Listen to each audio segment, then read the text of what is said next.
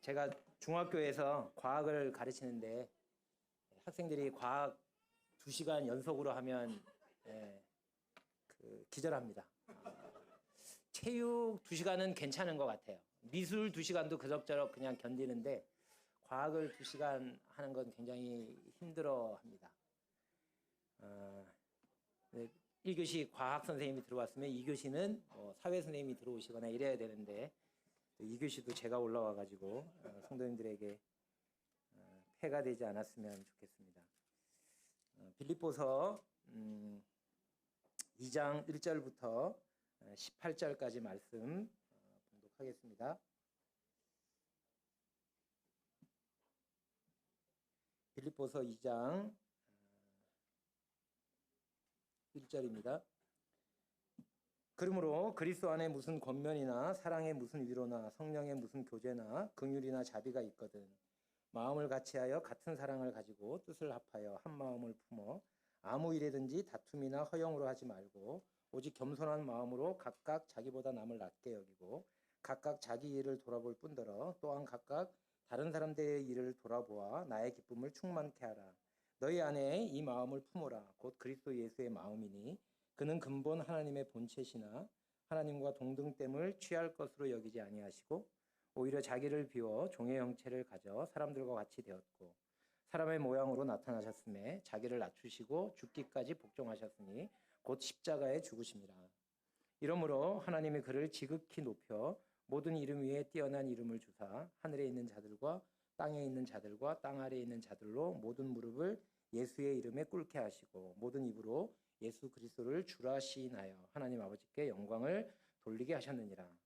그러므로 나의 사랑하는 자들아 너희가 나 있을 때뿐 아니라 더욱 지금 나 없을 때에도 항상 복종하여 두렵고 떨림으로 너희 구원을 이루라.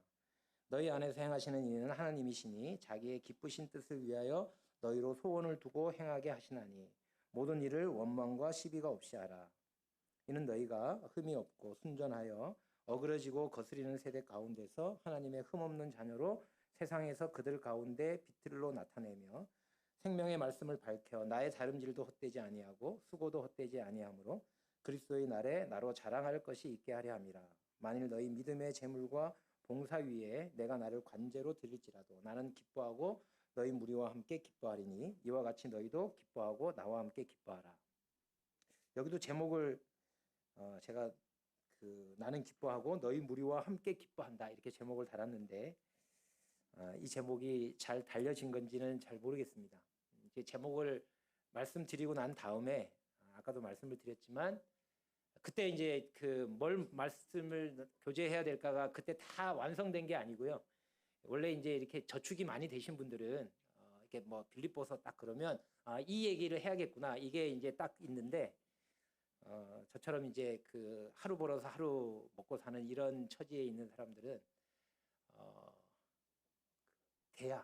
때가 돼야 그러니까 뭐 한참 전부터 말씀을 생각하지만 이게 완결이 언제 되냐 하면 말씀을 전하기 직전에 주로 주일날 새벽에 말씀이 정리가 됩니다. 그래서 처음에 생각했던 거하고 달라요. 처음에 제가 이 말씀을 보면서 뭐 이런 얘기구나 했는데 말씀을 보다 보면 이 얘기가 아니네라고 되는 부분들이 굉장히 많습니다. 성도님들에게 감사를 드리는 거는 말씀을 전할 기회를 주셔서 저는 이 빌립보서를 여러 번 읽고 묵상하면서 되게 좋았거든요. 근데 제가 좋았던 걸 성도님들에게 지금 다 표현을 할 수는 없을 것 같아요. 너무 좋은 게 많아서 표현을 못하는 게 아니라 표현력이 없어가지고. 근데 하여튼 저는 굉장히 행복했어요. 빌립보서를 읽고 묵상하면서.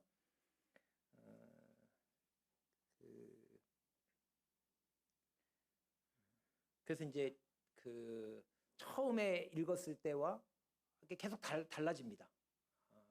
처음에는 이런 내용인 줄 알았는데 읽어보니까 그 내용이 아니었어요. 그 내용인가 했더니 또 그 내용이 아닌 거예요. 이건가 했더니 이거 말고 이것도 있더라고요. 그런 게 많아져가지고 말씀을 준비하면서 한 일주일쯤 전에 준비해서 끝이 아니라 그 다음에 계속하면서 오늘 아침까지 하면서 그저 일주일 전에는 못 봤던 거, 몰랐던 거, 생각 못했던 거, 이게 주님께서 생각나게 해주시고 감동을 주시는 것들이 있습니다. 그래서 자꾸 바뀌어서요. 이 주보에 실려 있는 건 성도님들에게 죄송하지만 지금 제가 만약에 이 제목을 단다면 이렇게 안 달았을 것 같아요. 첫 번째 시간은 가보나 떠나 있으나. 우스운 얘기인데요. 이게 개역 한글에는요, 가보나가 붙여져 있습니다. 그래서 이게 가보나, 사도 바울이 멀리 떨어져 있다는 뜻을 얘기한 거구나 라고 생각했어요, 예전에. 근데 개역 한글에는 가서 보나라고 돼 있습니다. 무슨 말씀인지 이해가 안 되시기를 바랍니다. 저는 그랬다는 겁니다.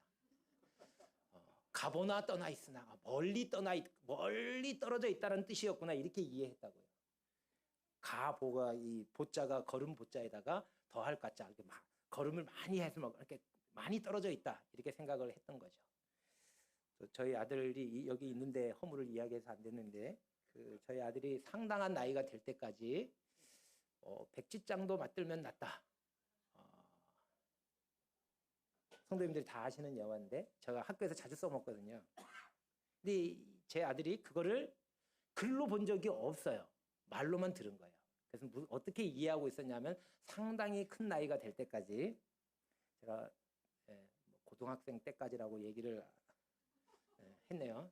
그 고추장, 된장 이런 것처럼 백지장이라는 장이 있는데 맛이 되게 없는 장인 거예요. 그런데 얘도 어쨌든 이게 정말 맛이 없는, 근본이 맛이 없는 건데 그래도 맛이 좀 들면 그래도 괜찮다. 백진장도 맛들면이 마음 밑에 지읒이 아니고 시읒으로 이해한 거죠. 맛이 들면 그럭저럭 먹을만하다. 그래서 맛이 드는 게 중요한 거죠. 오랜 시간을 묵는 게 중요한 거예요. 그러면 좋다는 뜻이죠. 그렇게 오랫동안 이해를 하고 있다가 이제 상당한 나이가 되어서야 그 백지장이 고추장, 된장의 그 장이 아니라 종이구나. 그리고 그것도 마주 들면 낫구나. 혼자 드는 것보다 낫구나. 협력이 참 중요하구나. 이런 거를 이제 그 제대로 된 뜻을 이제 지금은 제대로 된 뜻으로 알고 있습니다.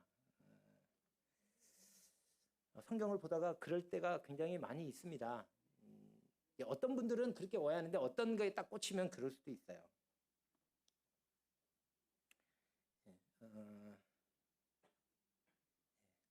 사도 바울은 빌립보 성도들이 일심으로 서서, 이게 로마 군대의 모습이거든요. 일심으로 서서 한 뜻으로 복음의 신앙을 위해서 협력하는, 그 영화 같은 데서 보셔서 아시죠? 로마 군대가 어떻게 대열을 지내. 그게 한 군데라도 한 부분에서라도 흐트러지면 전체가 다 흐트러집니다.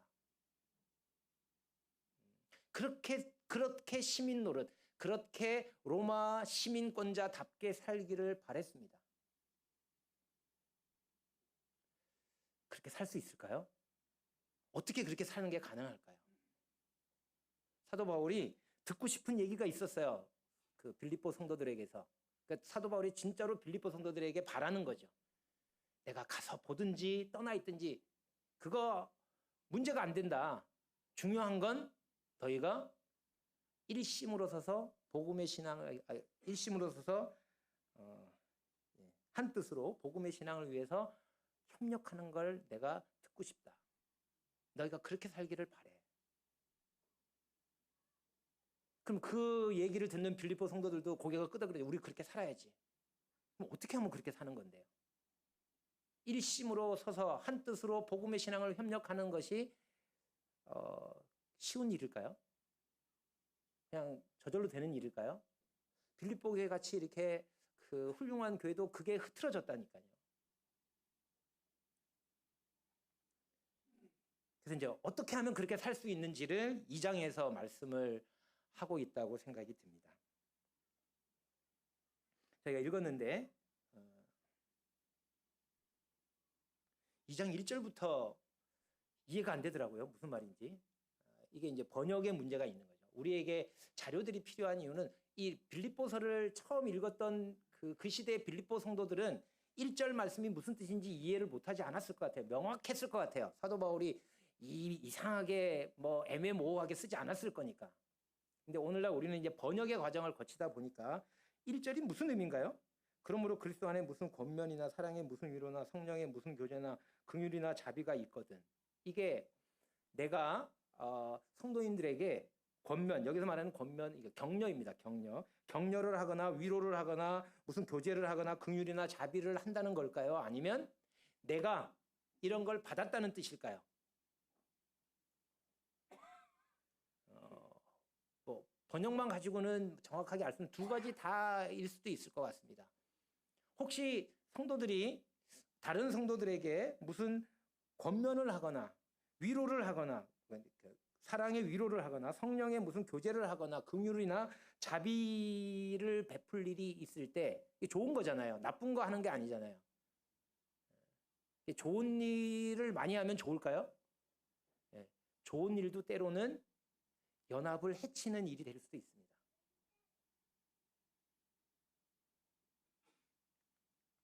착하게 사는 게 좋은 일인가요? 나쁜 일인가요?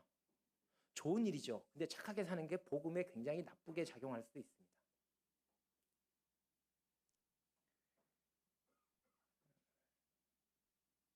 그러니까 사도 바울이 이제 3장에서 배설물로 여기고 버려야 된다고 얘기했는데 버려야 될 것들이 나쁜 것들만 버려야 될까요? 좋은 것들도 버려야 돼요. 좋은 것도 해가 되거든요. 나쁜 것이 해가 되는 건 당연해요. 근데 좋은 것도 해가 된다고 말하고 있거든요. 그러니까 이게 1절에 나오는 이런 그 권면, 위로, 교제, 긍휼, 자비 교회 안에서 왕성하게 있어야 될 좋은 일이잖아요. 그런데 이런 것들도 문제가 될 수 있다. 문제가 안 되려면 어떻게 해야 되느냐? 이렇게 해야 된다는 거죠. 밑에 있는 것처럼. 이렇게 이해할 수도 있습니다. 이 말씀을. 그런데 이제 다른 이렇게 그래서 이제 이게 번역의 문제가 있어서 이 원뜻이 분명하지 않은 경우는 다양한 번역본을 좀 참고하는 게 필요한 것 같습니다. 빌립보 사람들은 이 당시에 이 빌립보서를 전달받은 빌립보 사람들은 번역본이 필요 없어요. 그 말뜻이 무엇인지 정확하니까. 근데 2000년이 넘었고 우리와 다른 문화권에 있는 사람들이기 때문에 그걸 번역하다 보니까 뜻이 명확하지 않을 경우에는 다양한 번역본을 좀 살펴보는 것이 그 성경의 의미를 정확히 이해하는 데 도움이 됩니다.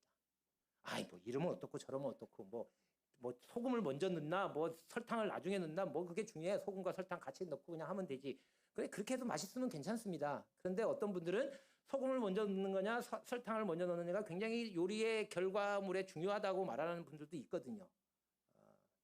저는 그냥 다 때려 넣어도 괜찮다 이런 주의인데. 그래서 어쨌든 뭐 어떻게 해석하든 유익하면 좋은 거지만 이게 사람의 글이 아니고 하나님의 말씀이기 때문에 이 말의 의미가 무엇인지를 정확히 이해하려고 하는 노력은 필요하고 가치가 있다. 그래서 뭐 내가 뭐 나이가 이른데 뭐 지금 이게 무슨 뜻인지 알아서 뭐해. 뭐 이게 번역본을 뭐하러 살펴봐. 이러시지 않으셔도 될 것 같아요. 않으셨으면 좋겠어요. 왜냐하면 하나님의 말씀이어서. 저는 어떻게 이해했냐면 이건 내가 받은 거예요. 내가 그리스도 안에서 격려를 받았어요. 사랑의 위로를 받았습니다. 성령의 교제를 받았어요. 성령이 함께 하셨어요, 나와. 그리고 긍휼과 자비가 내게 있어요. 내가 그러니까 하나님께로부터 엄청 복을 받은 거죠. 이런 복들을 받은 사람이에요. 이런 복을 받은 사람, 이런 복을 받아서 하나님께로 받았으면 우리가 얼마나 풍성하게 잘 살 수 있을까요? 그런데 복을 받았는데 이 복이 문제가 됩니다. 그래서 이 복이 문제가 되지 않으려면 어떻게 해야 되느냐? 그걸 밑에서 말하고 있습니다. 저는 그렇게 이해했습니다.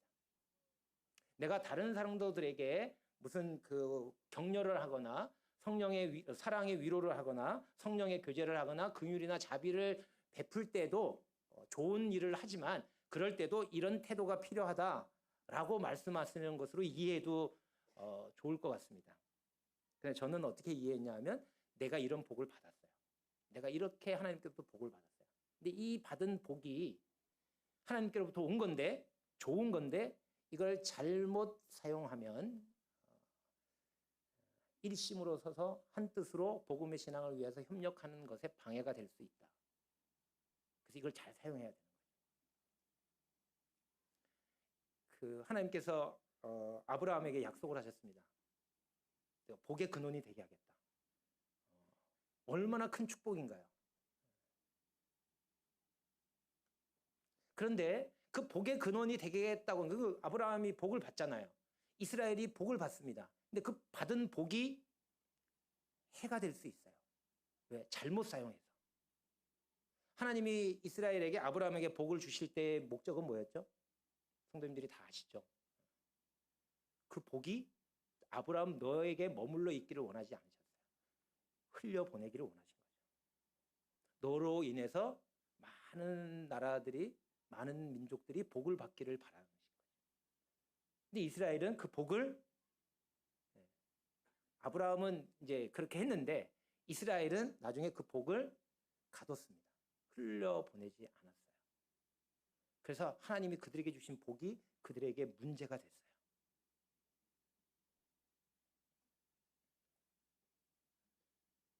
하나님의 의를 의지하지 않고 자기 의를 의지하는 그런 문제를 가져오게 됐죠. 그래서 하나님이 우리에게 주신 이 복을 잘 사용해야 돼요. 근데 그거 복을 받은 사람이에요. 이 복을 그러면 어떻게 해야 될까요? 다른 사람들에게 잘 흘려보내야 됩니다. 그걸 흘려보내지 못하면 오히려 해가 된다고 하는 거죠. 어떻게 흘려보내는 건가? 2절 이하에 나와 있습니다. 2절 이하에 이제 나와 있는 내용의 말씀을 보면 뭐 성도님들이 다 아시는 거죠. 같은 마음을 가져라. 같은 사랑을 가지고 같은 뜻을 가지라.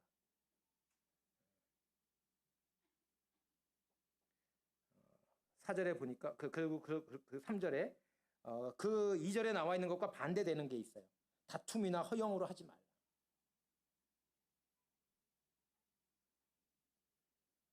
자기가 내가 얼마나 다른 사람보다 뛰어난 사람인지 그런 걸 보이려고 하지 말라라고 말씀하시면서 오직 겸손한 마음으로 각각 자기보다 남을 낮게 여기고 다른 사람을 낮게 여기래요. 내가 복을 되게 많이 내가 모든 이 성도님들 중에서 제가 복을 제일 많이 받았어요. 하나님이 저를 특별히 사랑하시나 봐요. 그러면 어떻게 될까요? 다른 사람보다 제가 더 훌륭해 보일까요? 다른 분이 더 훌륭해 보일까요? 저분은 내가 볼 때 하나님 별로 복을 안 주신 것 같아요. 저는 엄청나게 복을 받았어요. 그러면 복 못 받으신 저분이 저보다 더 훌륭해 보일까요? 그래도 하나님이 뭐라도 하나 내가 보니까 기특한 게 있어서 복을 주셨겠지. 이런 생각이 불현듯 든다고요. 자기보다 남을 낮게 여길 수 있는 사람은 어떤 사람이냐면 제가 예를 들어서 힘이 되게 없어요. 힘센 사람을 누구를 예를 들면 좋을까요? 우리나라에서. 강호동이 힘센가요? 강호동 앞에 가가지고 제가 이렇게 힘이 약하니까 이거 머리를 조아려요. 강호동을 제가 저보다 더 낮게 여기는 거 맞나요? 그거 당연한 거 아니에요. 내가 힘이 약한데. 자기보다 남을 낮게 여긴다고 하는 것은 약한 사람이 강한 사람 앞에 가서 저는 당신보다 못합니다라고 얘기하는 거와 같은 게 아니죠. 그건 남을 낮게 여기는 게 아니에요. 당연한 거지.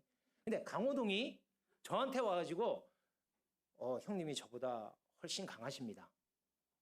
빈말로 하는 게 아니라 진짜로. 그게 자기보다 남을 낮게 여기는 겁니다.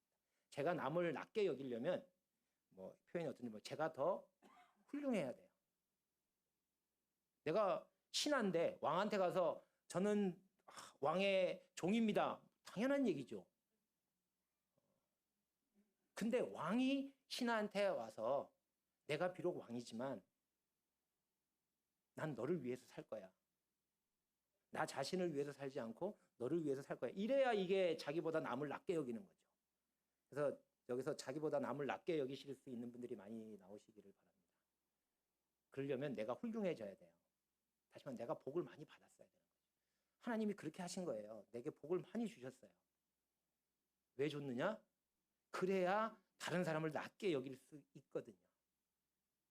근데 하나님이 복을 많이 주시니까 내가 제일 훌륭한, 내가 제일 나은 사람이야 이러는 순간 그 복은 해가 됩니다. 자신에게 해가 될 뿐만 아니라 그 공동체, 그 교회 전체에 해를 끼치게 됩니다. 그래서 자기보다 남을 낮게 여기는, 자기보다 남을 낮게 여긴다는 건 어떻게 하는 거냐? 4절 말씀도 저는 좀 이 맥락적으로 말이 맞지 않다고 생각이 드는데, 각각 자기 일을 돌아볼 뿐더러 또한 각각 다른 사람들의 일을 도와보아 나의 기쁨을 충만케 하라. 이게 일단 자기 일을 돌아봐야 되잖아요. 일단 자기 일을 돌아보고 그다음에 다른 사람의 일도 돌아보라는 거잖아요. 이게 맥락에 맞는 말일까? 번역이 왜 이렇게 됐을까? 저는 맥락을 어떻게 생각했냐면, 자기 일을 돌아보는 게 아니고요. 남을 낮게 여긴다고 하는 거는 다른 사람의 일을 돌아보는 거예요. 그 일이라고 하는 말은 유익이죠. 다른 사람을 유익하게 하는 거예요. 먼저 자기 일을 돌아봐야 돼. 그런 다음에 다른 사람의 일도 돌아봐야 돼. 그러면 자기 일을 돌아보는 순간 다른 사람의 일은 돌아볼 수가 없습니다. 이제 뒤에 나오는 주님의 이제 그 예가 나오는데, 주님께서 자기의 유익을 위해서 그런 사람의 모양으로 나타나시고 사람이 되시고 종이 되시고 십자가에 죽기까지 복종을 하셨나요? 자기 유익이 아니에요. 남의 유익, 우리의 유익을 위해서. 하나님이신데 자신보다 우리를 낮게 여기신 거예요. 내 걸 지불하고 내가 돈을 주고 물건을 산다는 얘기는, 물론 이 돈과 물건의 값이 똑같아야 1,000원짜리 주고 제가 볼펜을 산다면 이 볼펜의 값은 1,000원이죠. 그렇지만 저에게는 어떤 게 더 소중한 거예요? 돈 1,000원이 중요하면 볼펜 안 사죠. 내가 돈 1,000원을 갖고 있지. 볼펜을 산다는 얘기는 내게 볼펜 네가 더 소중해. 1,000원보다는 볼펜 네가 더 소중해거든요. 예수님께서 우리를 값 주고 사셨을 때는 우리의 값이 예수님의 핏값인데, 예수님은 우리를 더 낮게 보셨다는 거예요. 예수님 자기를 돌아보신 게 아니거든요. 일단 내 영광부터 챙기고 여유가 되면 다른 사람의 일도 돌아봐, 이게 아니라 다른 사람의 일을 돌아보는, 다른 사람을 유익하게 하는 거예요. 사도 바울은 자신에게 일어난 어떤 일로 기뻐하는 게 아니라, 이렇게 성도들이 이렇게 겸손한 마음으로 자기보다 다른 사람을 낮게 여기고 자기 일보다 다른 사람의 일을 먼저 돌아보는 이런 모습을 갖게 될 때 사도 바울은 기쁨이 충만해요. 그러니까 자기가 잘 되는 게 아니고 뭐 이런 거죠. 부모님들이, 물론 부모님이 훌륭하게 되는 것도 뭐 좋은 일이죠. 그런데 자녀들이 잘 되는 게 더 기쁘시잖아요.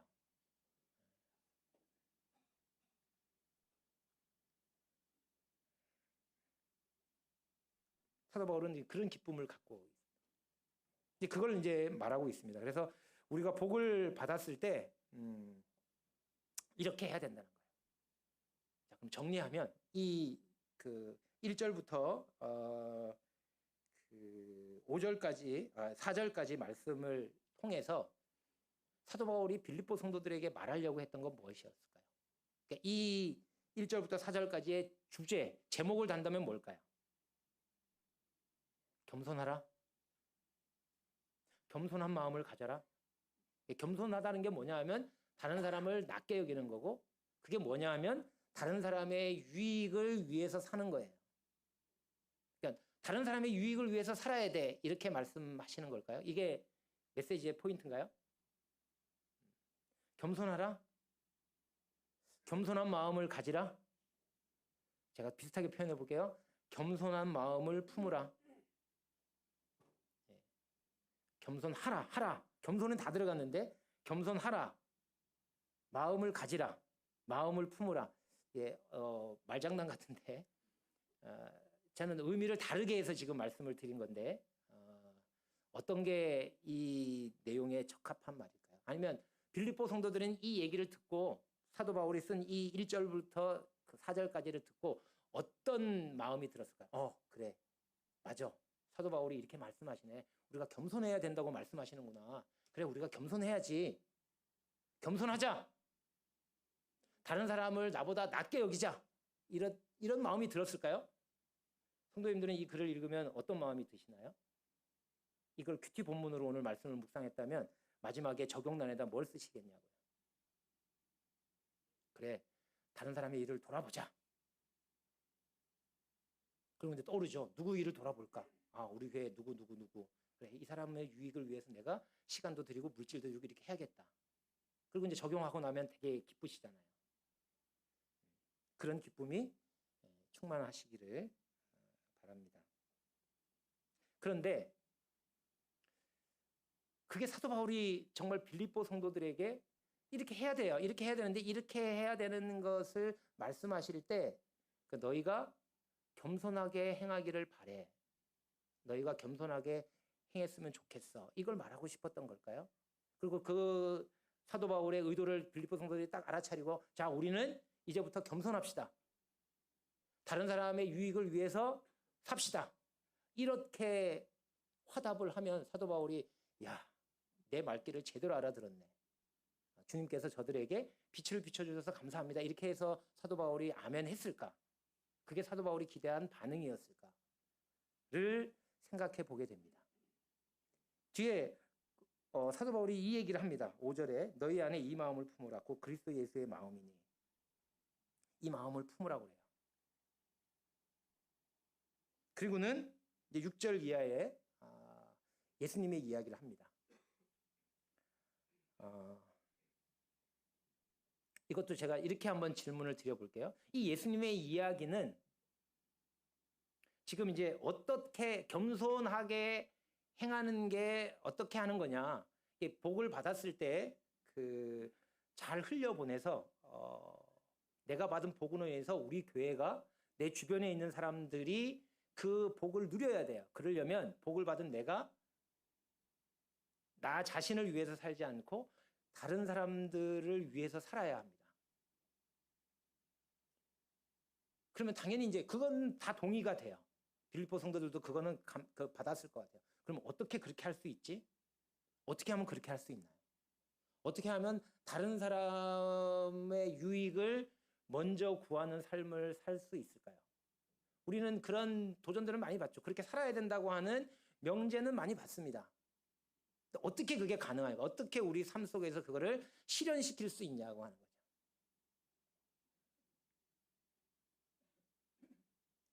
그래서 사도 바울이 그 비밀을 이야기합니다. 예수님의 이야기를 해요. 제가 이렇게 질문을 해볼게요. 이 예수님의 이야기는 본보기인가요? 본인가요? 죄송합니다. 학교 같은 분위기를 만들어서. 같은 말일 수도 있는데요. 저는 이제 의미를 좀 다르게 해서 말씀을 드리면 본일까요? 본보기일까요? 본이라는 글자는 한자입니다. 보기는 한글이에요. 본자라는 한자를 혹시 기억하시나요? 나무 목자에다가 어떻게 쓰나요? 밑에 이렇게 선이 그어져 있습니다. 혹시 본말이 전도된다 할 때 말자는 어떻게 쓰시는지 아시나요? 말자는 나무 목에다가 어떻게 쓰나요? 위에다가 선을 긋습니다. 본은 뭐냐면 뿌리예요. 말은 뭘까요? 열매입니다. 결과.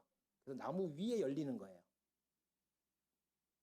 근데 본말이 전도되는 경우들이 본말이 전도되면 안 되잖아요.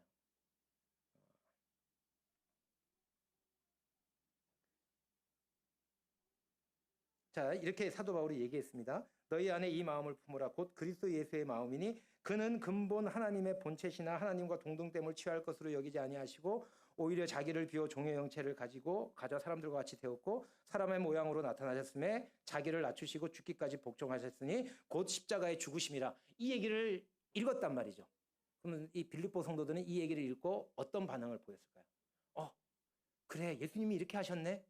우리도 이렇게 해야지. 성도님들도 혹시 이거를 읽으시면서 그런 마음을 가지신 적 없으신가요? 저는 많이 그렇게 읽었어요. 예수님이 이렇게 본을 보이셨구나. 예수님이 이렇게 본을 보이셨다고 저는 생각했어요. 본을 본복이라고 예수님이 본을 보이셨어요. 그러니까 우리도 어떻게 해야 되죠? 이제 예수님의 본을 따라야죠.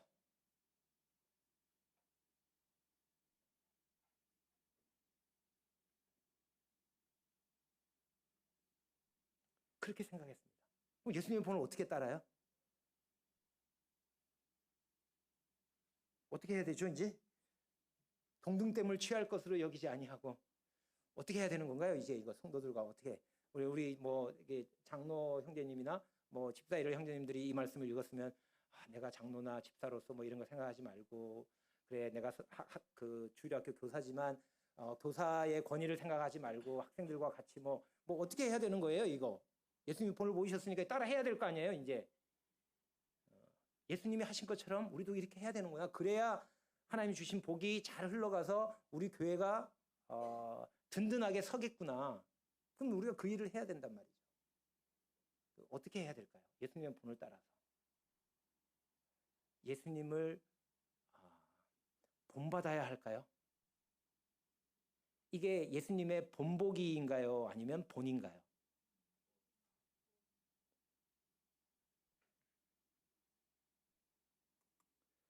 예수님이 이렇게 하셨더니 하나님께서 어떻게 하셨어요? 지극히 높이셨어요. 그래 봐. 하나님이 이렇게 자기를 낮추는 사람을 높이시잖아. 그러니까 어떻게 해요? 그러니까 이제 우리도 어떻게 그 다음 것까지 읽으면 하나님께서 이렇게 하셨다는 것까지 읽으면 어떻게 해요? 그래 우리도 하나님 나라에서 하나님께서 높여주시는 이러한 영광을 누리려면 이 땅에서는 겸손해야 돼. 그래서 이제 겸손하면 하나님께서 나중에 이게 예수님을 높여주신 것처럼 우리를 높여주시니. 그럼 예수님이 행하신 것과 하나님이 행하신 것은 우리에게 훌륭한 본보기가 되는 거죠. 그 본보기를 보고 그다음에 어떻게 우리도 이제 똑같이 해야 되는 거죠. 그리고 하나님께서 똑같이 해주실 걸 기대할 수 있어요.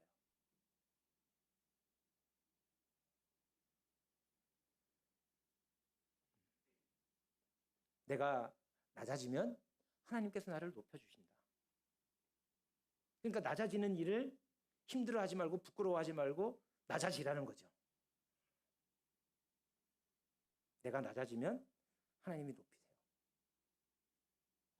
이 말이 어떻게 들리시나요? 아멘으로 받아들여지시나요? 저는 노면하시기를 바라고 이 말씀을 드린 건데 내가 낮아지면 하나님이 나를 높이시나요? 내가 어떻게 낮아지죠? 주님이 낮아지셔서 주님은 저렇게 낮아지셨으니까 나도 주님이 낮아지신 것처럼 낮아져야겠다. 그렇게 해서 낮아질 수 있냐고.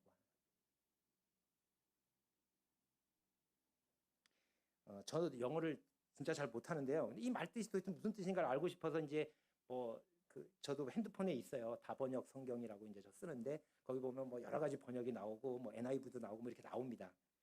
근데 이렇게 찾아봤어요. 근데 제가 영어를 잘 못해서 이게 정확한 건지는 모르겠는데 거기에 being이라는 단어가 나옵니다. 그래서 눈에 띄었어요. 성경은 doing을 얘기하지 않습니다. 항상 being을 얘기합니다. 자, 어떻게 하는지 보여줄게. 이렇게 하는 거야. 저희가 학교에서 애들에게 뭐 실험을 하거나 미리 이제 보여줍니다. 이렇게 하는 거야. 그리고 이제 어떻게 해요? 이제 이대로 해. 그러면 따라 합니다, 애들이. 그건 doing이죠. 성경은 제가 믿고 있는 바는 성경은 그러면 안 돼요. 제가 성경의 모든 전부 저자도 아닌데 제가 알고 있는 바나 제가 믿고 있는 바로는 성경은 doing을 먼저 말하지 않습니다. being을 먼저 말해요. 본말이 전도되면 안 돼요. doing은 말입니다. 열매예요. 그럼 본은 뭐냐? 뿌리는 뭐냐? 뿌리가 뭐예요? 예수 그리스도의 마음이에요. 이게 본받는 게 아니고 내가 낮추니까 하나님이 높이시는 게 아니라 예수님의 마음이 나를 겸손하게 만드는 겁니다. 그게 본이에요. 본보기가 아니고. 그런데 우리는 그 마음이 아니고 내가 예수님처럼 하려고 해요. 쉬울까요? 쉽지 않습니다. 저는 예수님께서 하나님과 동등됨을 취할 것으로 여기지 아니하시고 자기를 비워 종의 형체를 가지고 사람들과 같이 되었고 사람의 모양으로 나타나셨음에 자기를 낮추시고 죽기까지 복종하셨으니 곧 십자가에 죽으심이라. 주님께서 이렇게 사시는 게 쉬웠을까요? 어려웠을까요?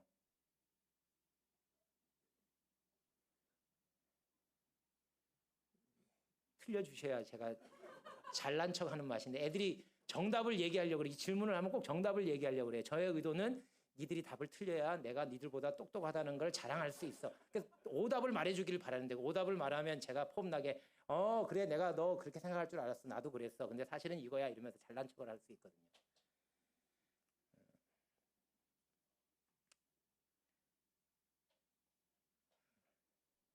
이게 예수님에게 쉬웠을까요? 어려웠을까요? 쉬웠습니다. 이런 말도 우리 하잖아요. 여자는 약한데 엄마는 강하다. 자녀를 키우는 게 쉬운 일인가요? 얼마나 수고로운지 몰라요. 그런데 엄마는 할 수 있어요. 그게 너무 쉽다는 얘기 아니에요. 정말 쉽다는 게 아니라 어렵죠. 힘들죠. 그렇지만 엄마에게는 뭐가 있어요? 여자에게는 없는 뭐가 있습니다. 엄마의 마음이 있어요. 모성애. 엄마됨이 있다고요. 그것이 있기 때문에 아이 자다가 일어나서 똥기저귀 갈고 젖주고 이렇게 하는 게요. 쉬운 일이 아니지만 쉽습니다. 만약에 그 마음이 없는데 엄마의 마음이 없는데 애가 그냥 낮잠을 안 자요. 힘들잖아요. 그러니까 어떻게 해요? 어린이집에서 엄마가 아니잖아요. 거의 교사지. 그러니까 어린애도 지어받고 잠 안 자면 강제로 눕혀가지고 그렇게 하잖아요. 그리고 가끔 뉴스에 나오잖아요. 뉴스에 나오는 게 정말 그분들은 재수 없이 걸린 것 같고요. 아마 대부분의 어린이집 교사들이 다 엄마 마음으로 그렇게 할까요? 엄마가 하는 것처럼? 엄마가 아닌데 그렇게 하는 거는요, 대단히 어렵습니다. 엄마는 그거보다 훨씬 더 수고하지만 쉬워요. 예수님께서 여기 이렇게 말씀하셨습니다. 그는 근본 하나님의 본체, 하나님이시. 하나님다우심이 있습니다. 하나님다우심은 이 뒤에 하는 일이 어렵지 않아요. 왜냐하면 그렇게 사람을 사랑하시니까요. 그래서 하나님이 사람이 되시는 거, 하나님이 아닌데 내가 하나님이 아닌데 나는 저를 섬기기 위해서 사람이 되겠다. 이거 되게 어려운 일이에요. 엄마가 아닌데 유치원 어린이집에서 어린이를 돌보는 일이 정말 어려운 일이라고요. 근데 엄마의 마음이 있으면 엄마는 그 일이 어렵지 않아요. 우리는 그 예수님의 마음이 아닌 우리의 충성심과 우리의 신앙으로 이렇게 살려고 합니다. 그래서 뭘 하게 되죠? 겸손을 경쟁합니다. 누가 더 겸손한가? 어떻게 해야 다른 사람을 나보다 더 낮게 여기는 걸까? 어떻게 해야 다른 사람의 유익을 구하는 거지? 더 많은 유익을 구하려면 내가 어떻게 해야 될까?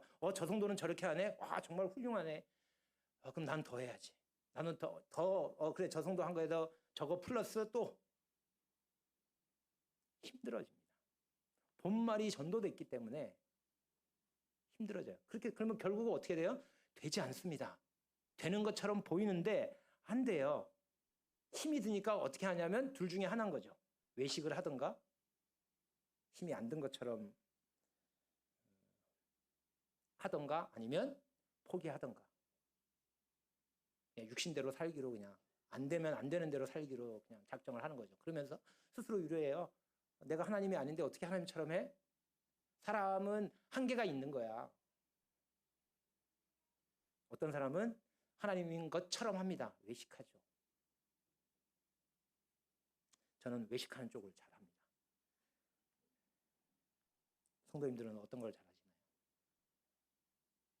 예수 그리스도의 마음을 품으라고 얘기했습니다.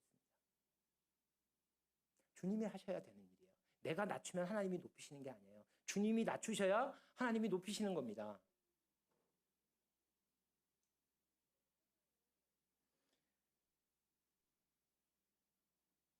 낮아지신 주님을 높이는 건 하나님다움이에요.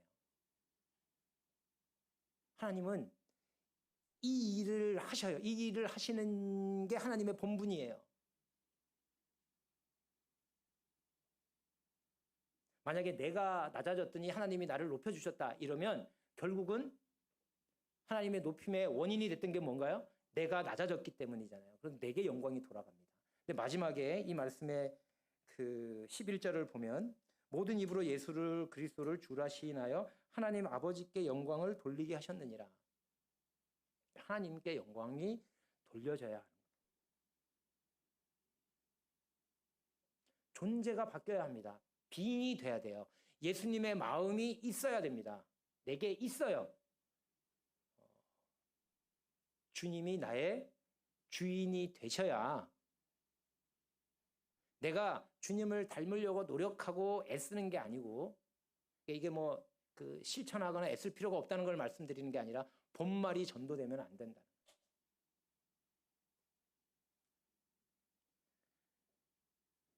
그것에 이제 예를 예수님의 본을 얘기하죠. 이게 근본입니다. 이게 겸손하게 만드는 거예요. 우리를 겸손하게 만드는 건 내가 나를 낮추는 게 아니라 예수님이 하시는 겁니다. 그럼 이거를 실제로 그럼 우리 삶에 어떻게 적용하느냐? 12절부터 나와 있습니다. 그러므로 나의 사랑하는 자들아, 너희가 나 있을 때뿐 아니라 더욱 지금 나 없을 때에도 항상 복종하여 두렵고 떨림으로 너희 구원을 이루라. 여기서 말하는 구원은 우리가 말하는 구원이 아니다라는 건 다 알고 계시죠? 그럼 이 구원은 뭘까요? 오늘날 우리가 여기다 뭐 성화 뭐 이런 거 막 얘기하는데 빌립보 성도들도 이 단어 들을 때 성화를 말씀하시는구나 이렇게 알아들었을까요? 여기서 말하는 이 구원은 자기 중심적으로 살려고 하는 그 마음, 앞에서 그 다툼이나 허영으로 하는 겸손한 마음, 다른 사람을 나보다 낮게 여기고 다른 사람의 유익을 위해서 사는 삶의 반대, 그것부터 벗어나서 다른 사람의 유익을 위해서 사는 삶으로 바뀌는 것, 이게 구원입니다.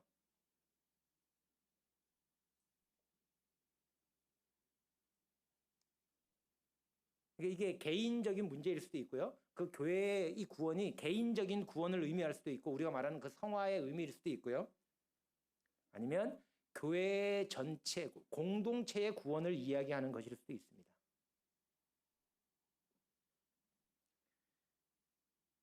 구원을 이루어야 돼요. 구원을 받은 사람이 구원을 이룰 수 있잖아요.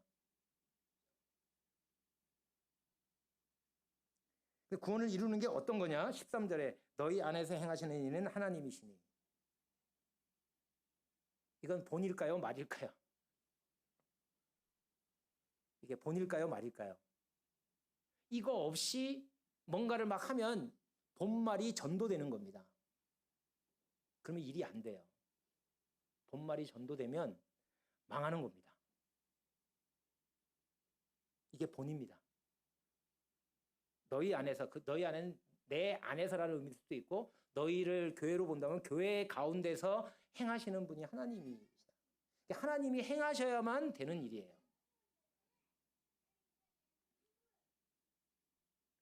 그 다음에 자기의 기쁘신 뜻을 위하여 너희로 소원을 두고 행하게 하시나니. 소원을 두고 행하게 하신다. 이거는 본일까요? 말일까요? 헷갈리는 것 같아요. 저도 그냥 따져봤는데 저는 그냥 본이라고 썼습니다. 여기. 소원이 바뀌어야 돼요. 소원이 바뀝니다. 우리 속에서 그리스도께서 여기서 말씀하시는 것처럼 하나님이 우리 안에서 일하시면 우리의 소원이 바뀌어요.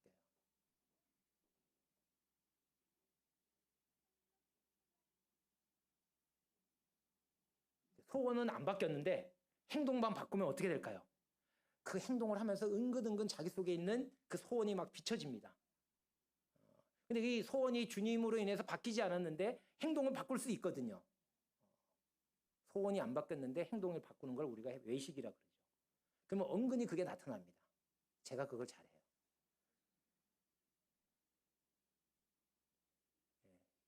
그래서 제가 이런 일을 처음 하는 겁니다. 이런 일을 많이 하시는 분들 있잖아요. 모임에 이렇게 다니시면서. 그분들은 소원이 바뀌시고 그래서 행하니까 영향력이 생기는 거죠. 감동이 됩니다. 근데 소원이 안 바뀌었는데 행하면 행동을 보니까 똑바라요. 옳은 행동이에요. 그런데 영향력이 없어요. 감동이 없어요.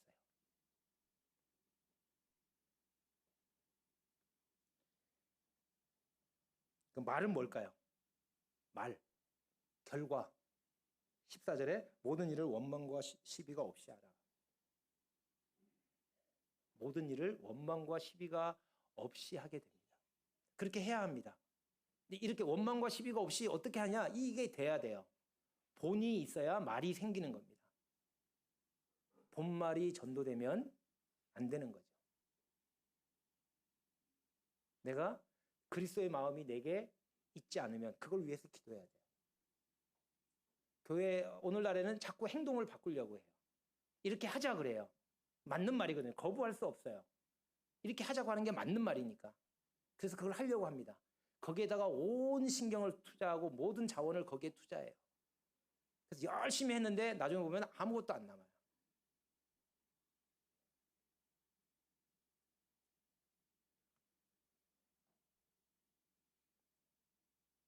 원망과 시비가 없이 해야 됩니다. 왜냐하면 거기 15절에 나오는 것처럼 우리는 세상 가운데 살고 있거든요. 교회는 본질적으로 선교 센터인 거죠.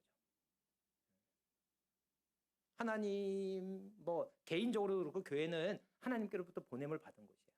세상 속에 있는 하나님의 식민지잖아요. 하나님이 어떤 분이신지를 보여줘야 해요. 우리 주변에 있는 이 세상이 우리를 지켜보고 있습니다. 하나님의 나라는 어떤 곳이야? 근데 거기도 막 원망과 시비가 있어. 그러면 하나님의 나라는 원망과 시비가 있는 나라구나. 세상과 똑같구나. 그래서 신들을 세상과 똑같은 신을 자기와 똑같은 신들을 만들어놨어요. 그리스 로마 신화에 보면. 근데 교회를 보면서 이게 아니구나라는 게 보여야 하는 거죠. 이런 막 하면 이제 그래 우리 또 원망과 시비가 없이 일을 해야지. 그리고 거꾸로 갑니다. 본말이 전도돼 가지고 이제 원망과 시비가 없이 하려고 막 애를 씁니다. 그래서 뭐 의견 다툼이 생기거나 뭐 이래도 그냥 참고 넘어가고 그래서 나는 이 말씀을 붙들고 잘 실천했다 이러고 이제 넘어갈 수도 있죠. 근데 그게 오래 쌓이면 교회를 건강하게 만드는 게 아니라 교회를 무너뜨립니다.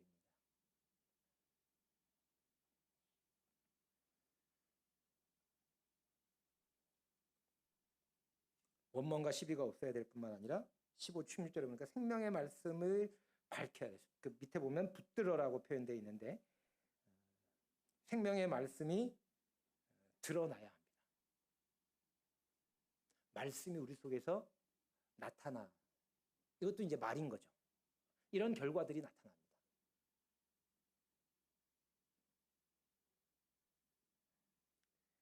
17절에 보면 이게 사도 바울의 이제 고백인데 만일 너희 믿음의 재물과 봉사 위에 내가 나를 관제로 드릴지라도 나는 기뻐하고 너희 무리와 함께 기뻐하리라. 여기 나오는 관제는 포도주를 붓는 겁니다. 이제 구약에 보면 번제나 무슨 뭐 이런 제사를 드릴 때 꼭 그 포도주를 그 제물의 본 제물의 양에 따라서 뭐 그가 양이면 뭐 포도주 뭐 4분의 1 흰 뭐 이렇게 이런 식으로 소가 되면 또 양이 좀 더 많아지고 그렇게 포도주를 붓게 되어 있습니다. 우리 자매님들 자매님들만 그러면 요즘 형제님들도 하시니까 요리할 때 술을 부으시나요? 술을 쓰시잖아요. 어디 가면 뭐 이렇게 막 고기 요리 같은 거 하고 나서 막 와인 이렇게 확 부어갖고 불쇼 이렇게 막 하잖아요. 술 왜 부어요?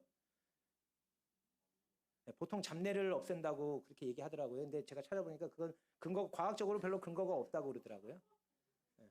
근데 뭐 저는 전문가가 아니니까 잘 모르는데 근데 알코올을 부으면 그 알코올이 저희 아들이 화학과인데 제가 이상한 소리를 할 수도 있는데 알코올이 그 음식이나 물에 있는 향을 분해해 가지고 향기가 잘 나게. 그 음식의 향이 더 잘 나도록 하기 위해서 알코올을 붓는 거죠. 뭐 잡내 제거도 있을 것 같아요. 그거 없다고 뭐 어디 책엔 그렇게 써 있더라고요. 없다고 인터넷 자료 보니까. 전제를 하는 거거든요. 관제에 포도주를 붓는 거예요. 그러니까 그 포도주를 붓는 원래 이제 제물을 드리잖아요. 그 제물이 여호와께 올라가는 향기로운 냄새가 되잖아요. 근데 그 향기를 돋우기 위해서 포도주를 붓는다고요. 사도 바울이 그 얘기를 하고 있거든요. 너희 믿음의 제물과 봉사. 이게 이제 빌립보 성도들이 주 제물이에요. 거기에 자기는 관제로 포도주를 붓는 거예요. 자기를 포도주로 붓는 거죠. 그러면 거기서 태우면 포도주는 그냥 날아가 버리잖아요. 근데 날아가져서 별로 뭐 역할을 하는 게 없는 것 같지만 포도주가 하는 역할은 결국 뭐냐면 믿음의 그 제물의 향이 하나님께 더 받으심하게 만드는 거거든요. 그러니까 포도주는 자기가 사라지는 거예요. 자기가 사라지는 대신에 제물의 향이 더 하나님께 향기롭게 올라가도록 만드는 게 전제인 거죠. 영화에 보면 영화나 드라마에 주연이 있고 조연이 있습니다. 뭐 단역까지는 안 갈게요. 단역은 상을 안 주더라고요. 뭐 아카데미 단역상 이런 건 없는 것 같아요. 근데 그 주연이 있고 조연이 있는데 아카데미나 이런 데서 상을 받으려면 내가 연기를 잘했어요. 그러면 나한테 상을 연기를 정말 탁월하게 잘했어요. 그러면 작품은 형편없어도 내가 연기를 잘하면 나한테 연기상이나 뭐 주연상이나 조연상 이런 거 줄까요? 아닙니다. 일단 작품이 좋아야 돼요. 작품이 일정 수준을 만족해야 그 작품 속에 나온 주연 배우나 조연 배우 중에서 아카데미 주연상이나 조연상을 주는 겁니다. 사도 바울은 자기가 주연이 되느냐 조연이 되느냐가 중요하지 않았어요. 뭐가 중요했냐 하면 자기가 출연한 이 영화의 작품이 뛰어나기를 바라는 거예요.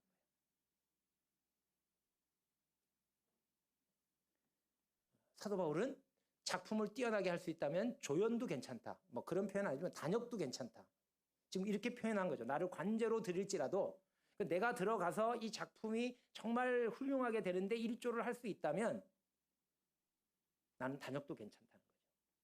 자, 미나리라는 영화 뭐 성도님들 잘 모르실 수도 있는데 아카데미 상에서 우리나라의 미나리에 나왔던 그 여배우 윤여정이라는 여배우가 아카데미 여우 무슨 상을 받으셨죠? 주연상 아니고 조연상입니다. 이게 미나리라는 영화에서 윤여정이라는 배우는 조연입니다.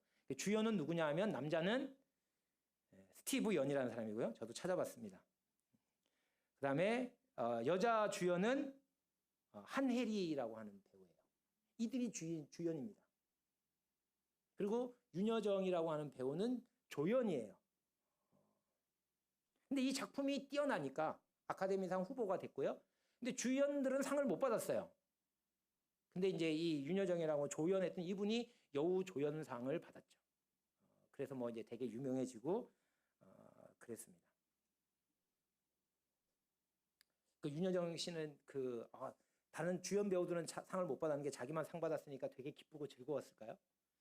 진짜 그분이 훌륭한 배우라면 그 작품 미나리라고 하는 영화 자체가 훌륭한 작품이 되었다고 하는. 그래서 그 작품에 출연했던 스티브 영이나 뭐 화넬이나 그 외에 다른 배우들, 스태프들이 그 작품을 만드는데 관여했던 모든 사람들이 좋은 작품을 만드는데 기여했다. 자기를 포함해서. 그 작품이 좋은 작품이어서 기뻐하는 거예요.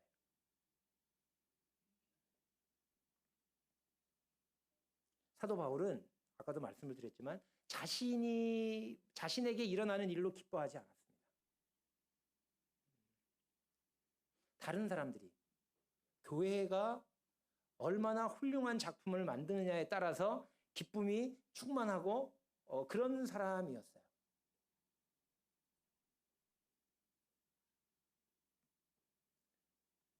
주님이 나중에 이제 그러면 이제 사도 바울 같은 경우는 이제 주님께서 나무 조연상 네가 관제로 드려졌으니까 주연은 빌립보 교회 성도들이고 바울은 조연이었으니까 관제로 드렸으니까 너는 조연상 이렇게 주실까요? 그러면 이제 되게 사도 바울 그래도 나는 내 수고가 헛되지 않아서 이렇게 상을 받아서 좋다 이랬을까요? 사도 바울의 기쁨은 뭐였을까요? 하나님이 예수님께서 자신을 낮추셨더니 하나님께서 예수님을 지극히 높여주셨잖아요. 사도 바울이 자기를 관제로 드릴지라도 나는 기뻐했다. 하나님이 그러니까 이렇게 기뻐하는 바울을 나중에 높여주신다. 그러실 수도 있을 것 같아요.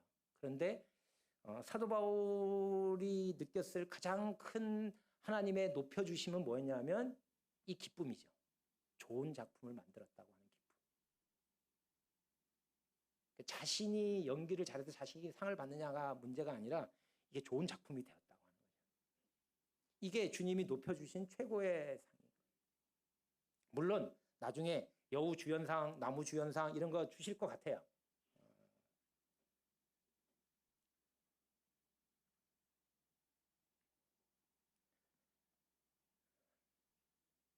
네, 시간이 이제 다 돼서 이 두 번째 시간에 제가 성도님들에게 말씀을 드리려고 했던 주제는 무엇일까요? 성도님들 각자 다르게 생각하실 수도 있는데 저는 본말이 전도되지 않아야 된다. 그러니까 하나님이 주신 복이 우리 전체 우리 공동체나 교회로 흘러가서 우리가 하나님이 주신 것으로 일심으로 서서 한 뜻으로 복음의 신앙을 위해서 협력하는 삶이 가능해지려면 본말이 전도되면 안 된다. 너무나 쉽게 우리는 본말을 전도해서 합니다. 그래서 항상 뒤잉이 앞서요. 빙은 신경 쓰지 않습니다. 그럼 빙만 해갖고는 안 되죠. 당연히 뒤잉도 있어야죠. 성경은 그걸 말하고 있습니다. 그러나 본말이 전도되면 본말이 제대로 돼야 합니다.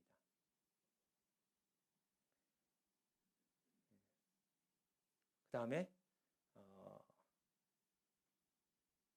하나님 주신 말씀을 이제 우리가 행해야 되잖아요. 근데 어떻게? 본이 뭐예요? 사랑하는 겁니다. 사랑하면서 지키는 겁니다. 신명기의 말씀을 보면 하나님께서 계속 그 명령과 규례와 법도를 얘기하셔요. 이걸 지켜야 된다. 근데 그 앞에 뭘 항상 갖다 붙이시냐면 여호와를 사랑하여. 그게 없으면 여호와를 사랑하여가 빠지면 명령과 규례와 법도를 지키는데 무지 힘듭니다. 그리고 이제 불평이 생겨요. 왜 우리한테 이렇게 막 이런 걸 지키라 그래. 그 옆에 신을 보면 그런 거 하나도 요구 안 하거든요. 제사만 잘 드려주면 막 축복이 막 그냥 오는데 하나님은 제사를 드려도 소용이 없어요. 법도를 잘 지켜야 된대. 그래서 그게 슬슬 올무가 되기 시작합니다. 사랑하면 쉽습니다.